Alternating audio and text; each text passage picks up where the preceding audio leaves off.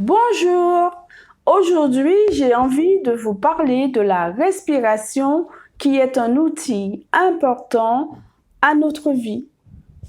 Pour vivre, nous avons besoin de manger, de boire, mais pas que. Nous avons aussi besoin d'air. L'oxygène est du coup indispensable à la survie de l'être humain que nous sommes. Mais on peut aussi se servir de la respiration dans des moments de détente et de relaxation.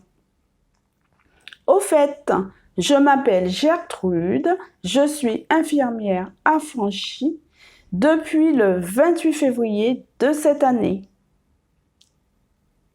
Certaines techniques de respiration aident à soulager la douleur et de soigner certains troubles. L'oxygène est la nourriture la plus importante car nous en avons besoin en continu dès notre arrivée au monde et ce jusqu'à la mort.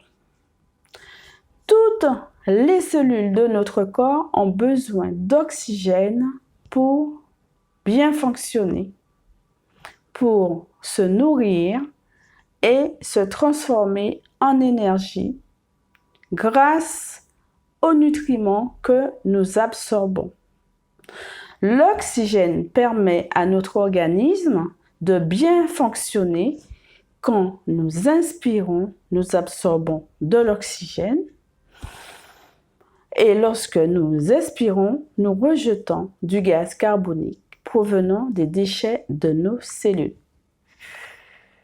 Si nous respirons mal à cause d'un mauvais environnement ou maladie, c'est la machine qui ralentit et s'encrasse. Grâce aux poumons, notre sang se purifie et se décharge de ses déchets. La respiration est à la fois inconsciente et consciente. Nous avons donc le pouvoir d'arrêter notre souffle de façon consciente. La respiration est le miroir de nos émotions. Elle peut s'accélérer ou diminuer selon que nous ayons peur, que nous soyons en colère ou en joie. Pour avoir le bénéfice des bienfaits de la respiration, il faut savoir bien respirer. Et pour bénéficier d'une bonne respiration, il faut inspirer profondément par le nez et expirer lentement par la bouche. C'est mieux par la bouche, l'expiration. La meilleure respiration est abdominale.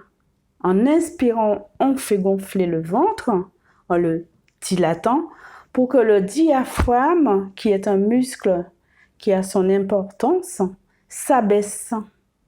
Cela permet de remplir au maximum les poumons, de libérer le corps et l'esprit, de diminuer les tensions, de recharger ses batteries.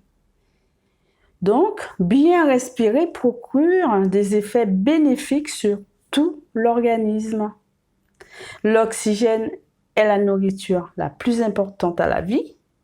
Donc, il faut aérer les pièces de son milieu de vie, donc de son logement, au moins 10 minutes par jour, même en hiver, pour renouveler l'air. Cela permet de se débarrasser des polluants, de l'excès d'humidité, des virus et autres germes. Le mieux est de se réserver des moments agréables dans la nature pour absorber une bonne qualité d'air. Si le milieu de vie est en ville, il faut se procurer des plantes vertes pour l'assainir, donc pour assainir notre milieu de vie. Car certaines plantes absorbent les substances nocives qui se trouvent dans l'air. On peut aussi assainir le domicile avec certaines huiles essentielles en diffusion. Donc, pour finir, je vais vous donner une technique qui peut vous aider à mieux respirer. Dès que vous y pensez, modifiez votre souffle pendant quelques minutes. Pour cela, inspirez à fond en pensant à gonfler le ventre pour que les poumons puissent se remplir au maximum. Gardez les poumons remplis en comptant jusqu'à 5. Expirez doucement en contractant le ventre pour rejeter tout l'air des poumons. Attendre en comptant jusqu'à 5 et recommencer par une inspiration et une expiration en comptant jusqu'à 5 entre chaque étape. Ce petit exercice peut se faire partout et quand vous le désirez. L'idéal est de le faire plusieurs fois dans la journée. Cela permet de gagner en capacité respiratoire, de mieux s'oxygéner, de se débarrasser des déchets du corps, de faire baisser la fatigue, de faire baisser le stress, la nervosité. Et cela permet aussi de se détendre. Dieu sait comment on en a besoin en ce moment de se sentir bien en cette période de turbulence que nous vivons. Merci de m'avoir écouté. Pensez à mettre un pouce bleu en bas de la vidéo et à vous abonner pour d'autres vidéos en lien avec la santé. À très bientôt. Portez-vous bien. Au revoir.